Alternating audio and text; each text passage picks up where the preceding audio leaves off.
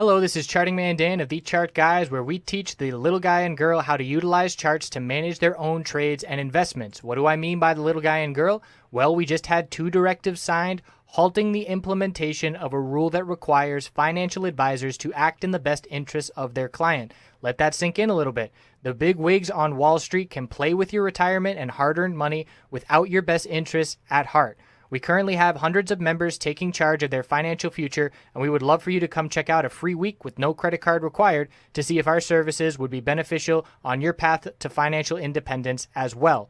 What we offer, we have a separate course of over 5 hours in length on when to enter and exit positions. And in terms of what we do daily, we have nightly videos, key levels updated each morning before the bell, 2.5 hours of live daily webcam coverage in the morning and in the afternoon, and over 7 hours of educational videos. All of these links can be found in the description of this video. Come check us out. Thanks for watching. Let's get on to the technical analysis. Howdy friends, looking at YELP GWPH PCLN NVDA and TSLA on the daily and weekly time frame. So the YELP bulls got some help with some rumors here, but we rejected right off the middle Bollinger Band resistance of 34.71. That is now the key level of resistance to be watching. We have our little bit higher low here, very incrementally higher, but it is a higher low. Bounced off of 32.97, 33.17. We need the higher high, the break of 34.88, but that middle Bollinger Band is in the way. So that's 34.71 and dropping. Tomorrow it'll be about 34.55. If we can close the week above that level, we will be looking good for a bit of momentum into next week. This is a strong bullish candlestick now. If we close here or better tomorrow, and we're holding this 50-week moving average, we need to see follow through. This is a bullish reversal candlestick. We need follow through and confirmation with next week's candle, but we still haven't broken this lower high pattern. Don't lose sight of that. 34.88 must break for the bulls. GWPH, bearish follow through, and the spike in volume is a red flag for the bulls in the short term. Bounce attempt, and now we broke support of 126 and closed near the low of the day.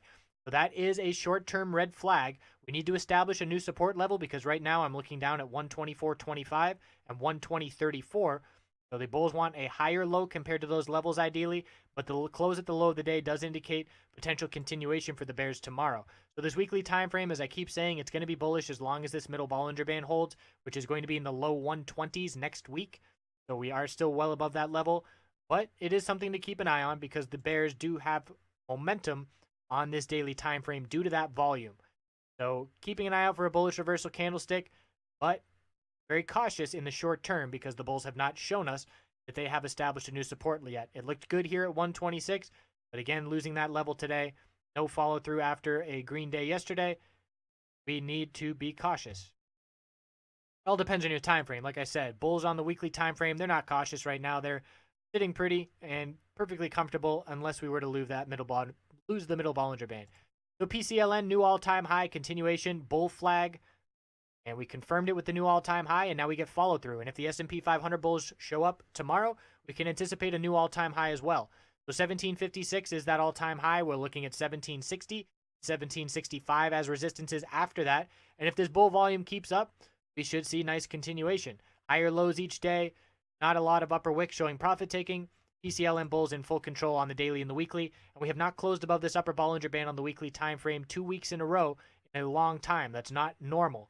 This is showing more bullish follow through than we have seen in the past with this upper Bollinger Band resistance, now support.